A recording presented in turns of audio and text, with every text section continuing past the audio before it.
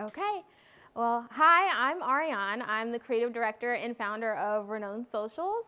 And so in 2019, I was an enthusiastic and excited film student, really looking forward to working on production sets that summer when a global pandemic we all know called COVID-19 started and completely changed the entertainment landscape.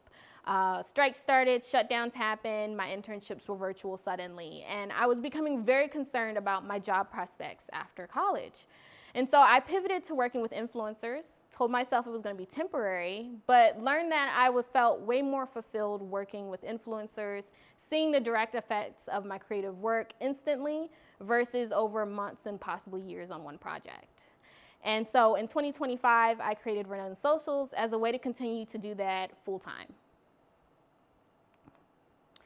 So what we do is we work primarily with talent and established businesses that want to increase their revenue through an elevated social media presence. So we take full responsibility for their creative process of creating content and delivering it consistently, as well as advising them on collaborations and their strategy. And when I mean talent and brands, I specifically mean influencer culture in the niche of lifestyle brands. And so since starting, we have worked with creators on their collaborations with over 20 global brands, Skims, Suave, Pantene, and other household names. But the reason people come to us is because, like I said, in 2019, the entertainment landscape really changed. And it really changed advertising. Traditional media where you would have magazine ads or commercials were just not providing the results that brands were used to. As social media started influencer stardom, and influencers were now the ones showcasing products.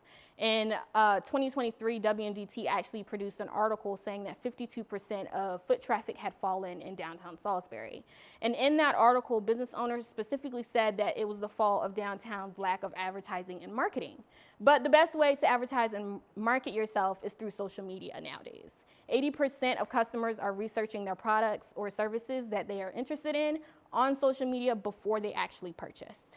So if a brand or a brand is lacking in their time, skills, and resources to actually have a quality social media, they just fall behind all of the other brands that do afford all of those things, that can afford all of those things, and they actually lose out on potential revenue.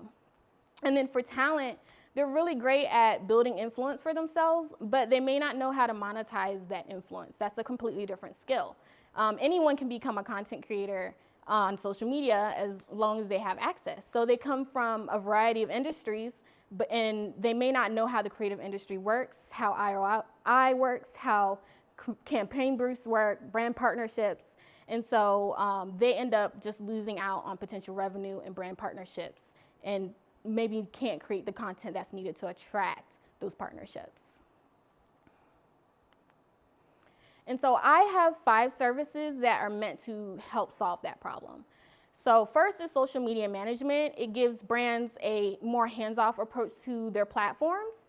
So we take full responsibility for running that platform. So specifically, I worked with Easton Lane on her Like to Know It. So I took full reign of that. She didn't have to worry at all about posting, about scheduling anything, or creating anything. As Easton Lane mentioned 2 classes ago, I believe, she said that it took her 5 hours to do what took me 1 hour.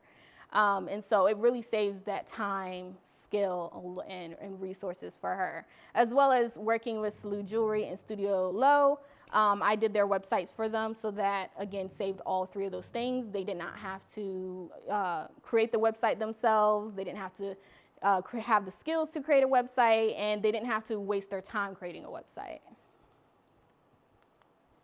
And then my second service is batch content creation, where you can capture a month's worth of content in 1 intensive shoot day, or 2 weeks worth of content in half a day with full service.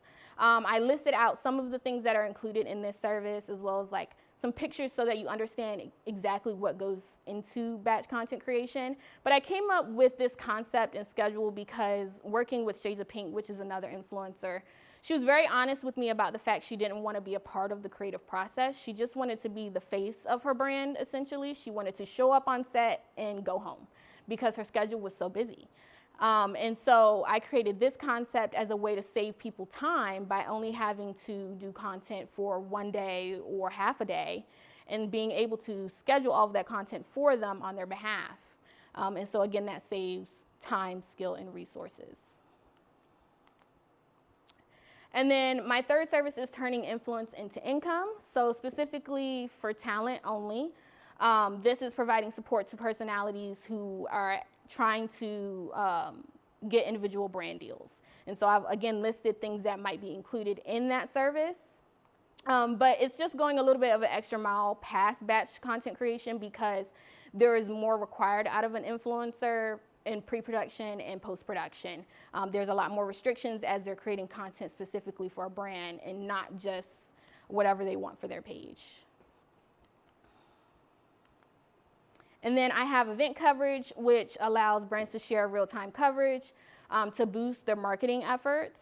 I worked with Symphony 21, and they wanted multiple angles for their musical performances, and you need an extra person as well as a tripod and equipment in order to do so.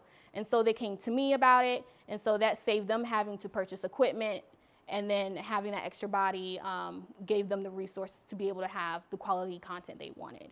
I found with event coverage that mostly personal passions are the people that really need this a lot. Wellness, food, music, arts, those kind of things. And then user-generated content is images and videos that are made directly for a brand, that's made in a more organic and real experience type of fashion so that they can use it for ads, primarily on TikTok. And again, this is just saving time, money, and resources because if a brand doesn't have their own studio or they're just struggling making their own content for their page, they'll pay someone like me to create that content for them and they can post it on their page and have that consistency. Okay, and then my competitors are photographers, freelancers, and employees. Employees are the biggest because it's someone that you can have in-house. They're gonna know your brand in and out because that's their job. But they are very expensive. They cost a salary, whether it's part-time, full-time, taxes, benefits. And if you have someone that's part-time, they're not gonna give you the full service scope that I'm gonna be able to provide for you. Also, if they quit or are fired, then they take everything with them when they leave, and you're just kind of having to scramble to pick the pieces back up.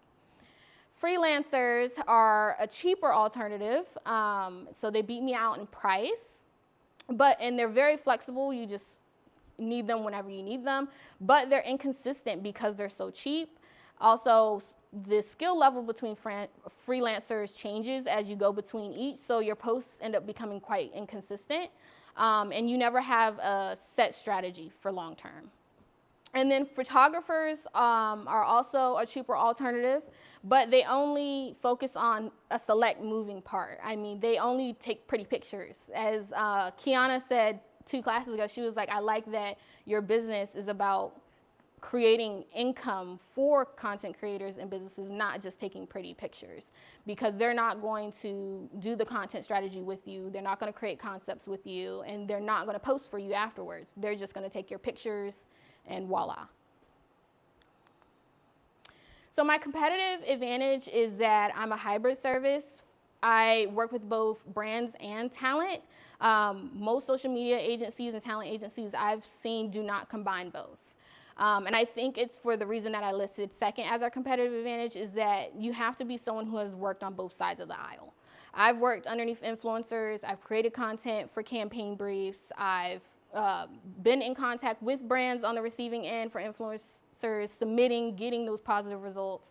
But I've also been on the other side as a TV producer who has had to receive pitches for interviews, who has had to send out campaign briefs for talent for on-air interviews. And then third, I actually put location because at the moment, I think I'm really the only service we have like this on the Eastern Shore. And so I think that's an advantage. And then marketing strategy. Word of mouth has been the best for me right now. I get a lot of referrals from just having positive experiences with clients. They tend to just send people my way. And then my website, which acts kind of as a portfolio. I have case studies there so people can actually see the results. And sometimes when you get to see things visually, you become a lot more interested. And then social media also acts as a portfolio. If I can create great social media, then for myself, then I can probably make great social media for you too. And so I get a lot of inquiries and asks from social media. Also, I use LinkedIn, which is another social media platform where I have a lot of connections with talent managers on there who post their contact lists and potential opportunities. And then UGC platforms, those actually link creators directly with brands. So brands will list what they need, what content services they have, what they're willing to pay, and they will either reach out to you if they worked with you before, or you can reach out to them. And then revenue, I don't have the financials for a year-to-year kind of basis because I just started last year.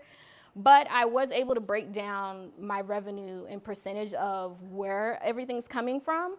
So 23% of my revenue is coming from individual recurring services. So clients that I work with routinely, but not on a monthly basis. So like Symphony 21, who only needs me for concerts and music events.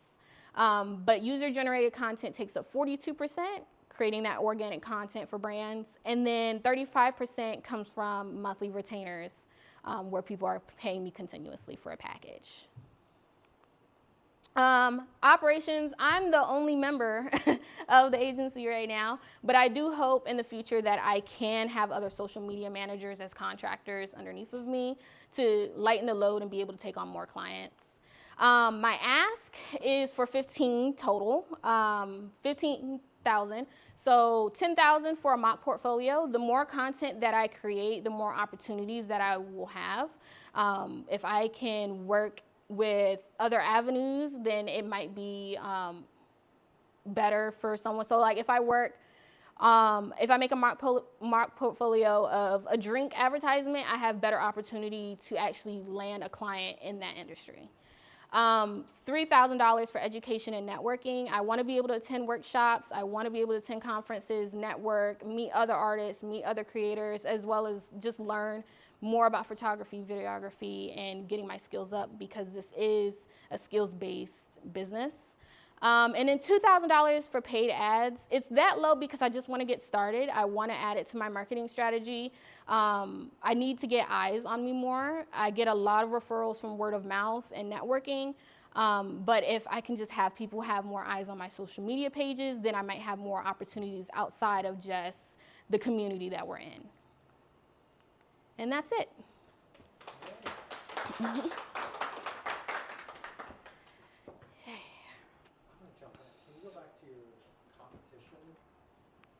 Yeah.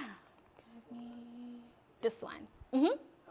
So this is good, highlighting photographers, freelancers, employees. Mm-hmm. Expensive, I like, if they leave, etc. So right. What is your, and I know you listed, I'm missing the strong connection between how do you compete. So there's photographers, yes, it's beauty photos, it's not a story, it's not dynamic, it's not those things. But how are you directly competing, like your packages, price point, ratios? So if employees are expensive to the tune of X, how do you compete? You just underbid and do more because you don't need benefits, you don't need, you have a full portfolio, that's what your business is. Me as a customer, I can a la carte those things, right, as needed. Well, I have a set fee. So if you're paying me $2,000 for a monthly package, that comes not just with me and my skills and my portfolio, but also my equipment and the ability to get there and travel and having a free schedule versus an employee may not be able to travel. You still would have to purchase your own equipment. You still have to pay them much more than that set fee. I guess I'd like to see, it's a question because you mentioned ROI earlier, so my return on investment, well, I just had my employee leave. Here's what I was paying them. Mm-hmm. How do I see the return on investment if, say, in one scenario, there's a 2,000 monthly retainer, Mm-hmm. right? Given what the employee was doing versus what you're doing. I know you can't create 20 different scenarios, Right. but that's kind of to the core of the question of how are you? This was great. Mm. You're alluding to who the competitors are. You've done your diligence. This is their strengths, weaknesses of that. Mm-hmm. But on the flip side of that, distinctly, here's where we come in on an example of an employee, right? Okay. An ROI or cost-to-cost basis. Right. And the bottom line is a big point, right? Yeah. Same with freelancers. What do they typically offer do? Well, we offer this plus, plus, plus at this price. So I can clearly see or determine how you're competing on that. More connected. Yeah. Well, that's really hard because in the creative space, I mean, you can have so many different skills, so many different offers. So it's hard to just say this freelancers are only offering this. Right. I mean, there might be a freelancer who only does editing. There might be a freelancer who only does creating, and then there's someone who might do editing and creating. It's hard to really hone down exactly everything that a freelancer might do. Okay. Yeah, I have to think on it. Yeah, it's something to think about. Some of the like people who either have reached out to me or I reached out to who do social media, and some of them aren't necessarily cheaper than me hiring an employee. Like one person was like, 5,000 a month, so if I Woo. hired them for a year, that's like 60K. So I could probably find an employee to do that. Mm-hmm. But for me, because I didn't want the commitment of like having an employee on my payroll and all that, like there is like a mental shift that comes as a business owner when you start to hire employees versus contractors. And so for me, it was like the peace of mind of knowing like if and when my business shifts and I need to like end this, it's not like ruining somebody's like ability to put food on their table because they're more so a contractor. Right. So I don't know if necessarily like the fact that you are maybe less expensive than an employee is really an advantage, because I could see you pricing at a premium because of your ability. Like you have the photography skills, you have the videography skills, you have the background in television production, which gives you like the storytelling. I almost feel like, and I know it's hard to sell yourself because you eventually want to have people under you, and so you would have to find other people who have all of those skill sets. But to me, that is like the advantage, because working with a photographer, they might not have video skills, they might not know how to storytell or like know how to put together a brief for a campaign. You have all that knowledge already. A freelancer, to your point, like it's going to be inconsistent. They might have multiple skills, but they probably don't have the commitment of like working with you. Maybe that's another angle where it's like I only take on a select amount of clients a year or a month. Right. So with a freelancer who might have 20 clients and their time is spread and you're not getting the attention you need, I like only have a small amount of clients I take on, so I can really give that dedicated time and attention. I think that would be like a big sale over a freelancer on like Upwork or something. Okay. But again, with the employees thing, it kind of pigeonholes you to having to always be cheaper than an employee.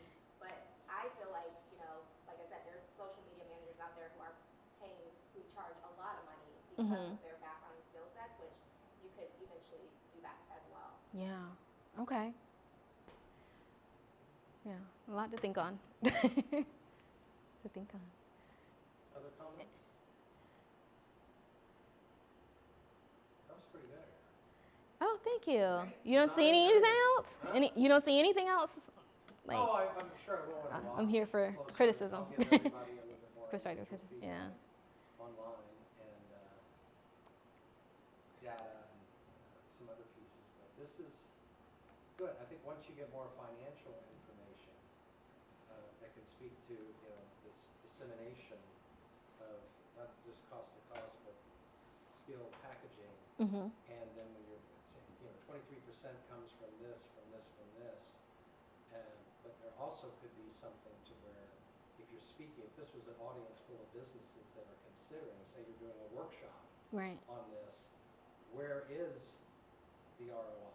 What speaks to me of, here's typical scenarios of my situation. 85% of people like me are employed to do X, Y, and Z. This is a random scenario. And on average, this is what, so it's a cost savings, but also how is that generating in this package, or you're highlighting 3 return on my investment, right, from hiring you? Mm-hmm. What's the return? Now, have they done the analysis? I had an employee. What was your return on investment from that point? Maybe they never assessed Yeah. that. They just thought, well, that's what they do. We have customers. I can pay them. I'm making payroll, right? I don't know. But anyway, I don't want to Yeah. digress on it. But I think, Okay. I'll clarify a little bit more what I'm asking. Yes, please. You, and hopefully that makes So I can sense. work on that. But I think that would be important. It's to be clarified for a potential client to understand where, like Kiana said, a mental shift. If you're used to having that, or freelancer or photographer, or I do it myself, Right. what am I missing out on? Right, the time value of money. What takes you an hour took her 5 hours. Right.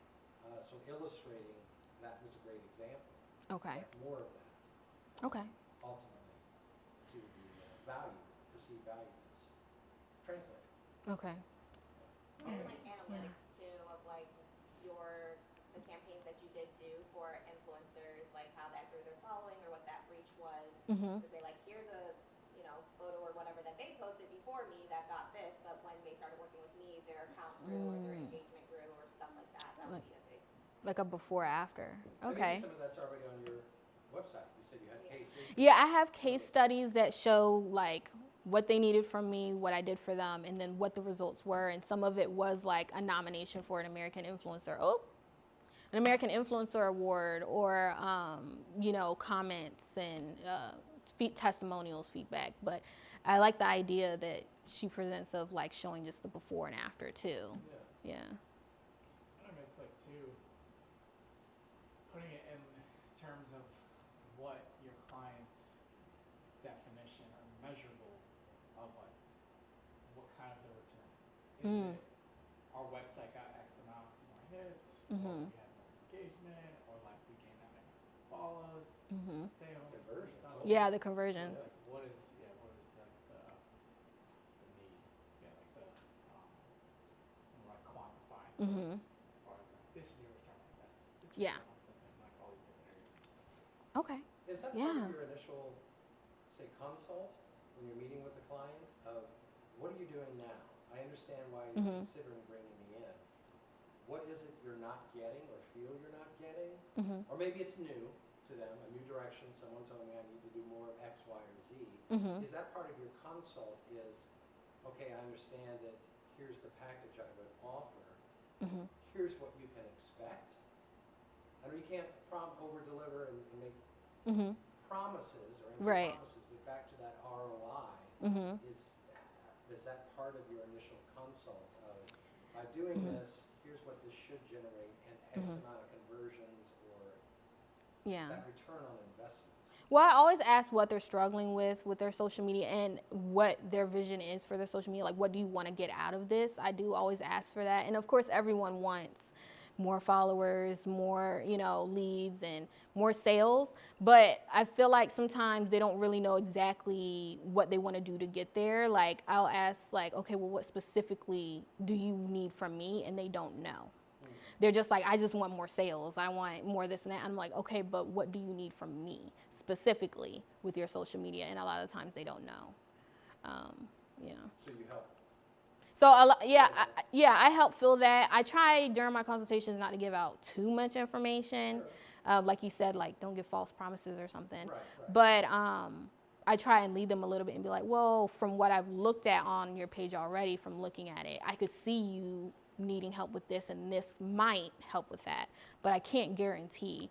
And that's why I need them to really know specifically what they want from me before they reach out. Okay. Yeah. It could be a little pocket of opportunity, education. People don't know what they don't know, right? You've heard Yeah. that before. Yeah. And I'm guilty of it. I know Scott is. Yeah. But yeah, okay. Okay. That's good. Thank Yeah. you. All right. Well, thank you.